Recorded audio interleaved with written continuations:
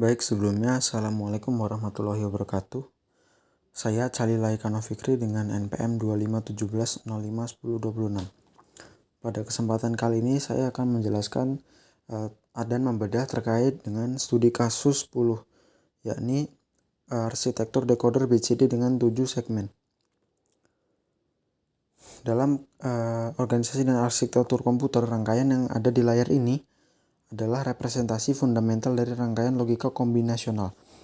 Modul ini berfungsi sebagai antarmuka input-output murni tanpa memori, tanpa clock, yang bertugas menjembatani representasi data biner dari CPU menjadi format visual desimal yang dapat dipahami oleh manusia.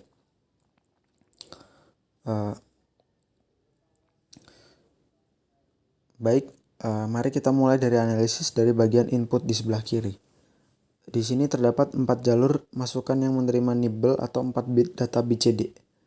Dalam topologi rangkaian ini, pin D bertindak sebagai MSB, most significant bit, dan A sebagai LSB atau least significant bit.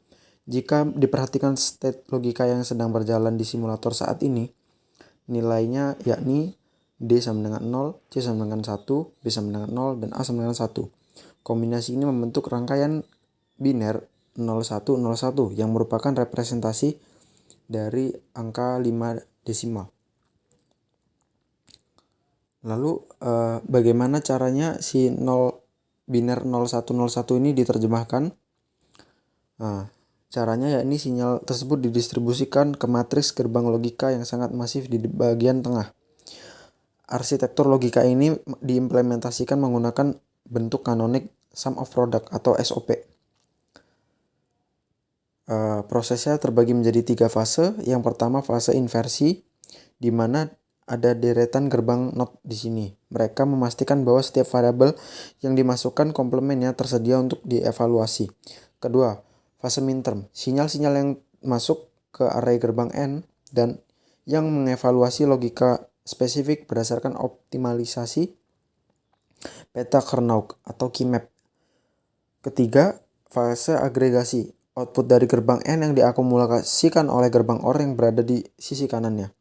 Setiap gerbang OR ini secara independen akan menentukan satu segmen lampu pada display yang ada pada display tersebut.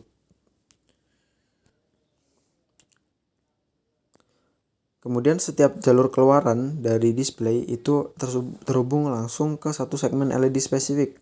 Rangkaian ini menggunakan logika active high. Logika 1 yang artinya high akan menyalakan lampu. Berdasarkan evaluasi aljabar boolean dari masukan 0, 1, 0, 1 tadi, gerbang OR memberikan nilai true pada logika 1 pada terminal A, C, D, F, dan G.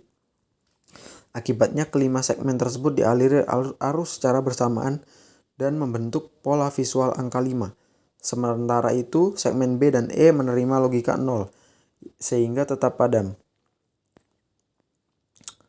Sebagai kesimpulan, dari apa yang disaksikan di layar, ini adalah contoh nyata dari hardware level decoding.